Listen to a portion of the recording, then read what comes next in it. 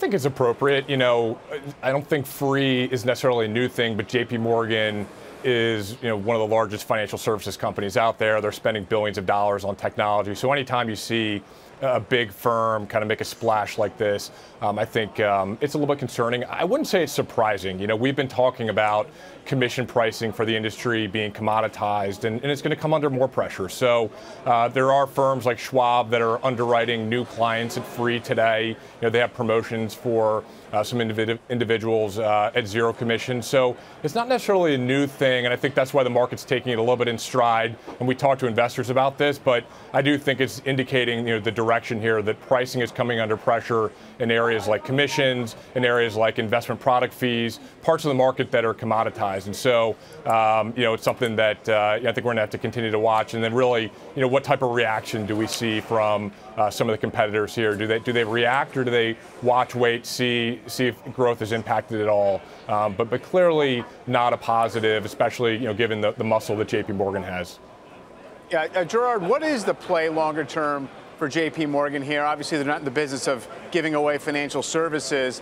The argument has been that customer acquisition is very expensive, no matter what financial services products you want to deliver to somebody. So if you let somebody trade free on their app, they're either going to put balances in with the firm or enable you to market them other stuff. But where do you see it going, either with JP Morgan or some of the other big integrated banks? David, you put your finger right on it. Well, what this is all about is the JP Morgan's way of growing their customer base. And so if they can attract new customers with this type of product and then cross-sell into those customers other more profitable products, they come out ahead. The company has done a very good job over the years in using loss leaders. Sometimes in commercial lending, for example, they may not make their internal rate of return on that first loan, but when they cross-sell other products into the corporate customer, they make the money. I think you're going to see that here with this type of attempt to capture more consumers with this type of product. Isn't this, Devin, where the industry was going anyway? We already saw Fidelity cut fees to zero on some exchange-traded products. Vanguard has been doing this on ETF. How long before investors won't have to pay fees?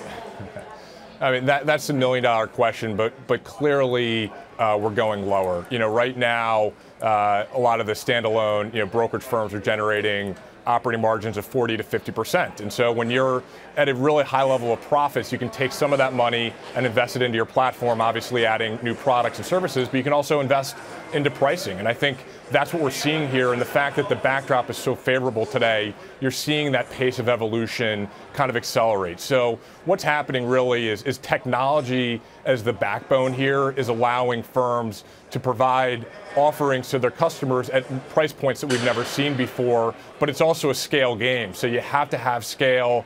You got to find ways to add customers, at a low price point, because you're going to be giving away a lot for free, and you're going to be having to cross-sell other products into them. So, a long-winded way of saying it, we do think that this is the direction of the industry, and we'll see how some of the competitors react here. But clearly, I think the market is comfortable underwriting some customers at zero, and that's where we're going probably over the next several years here.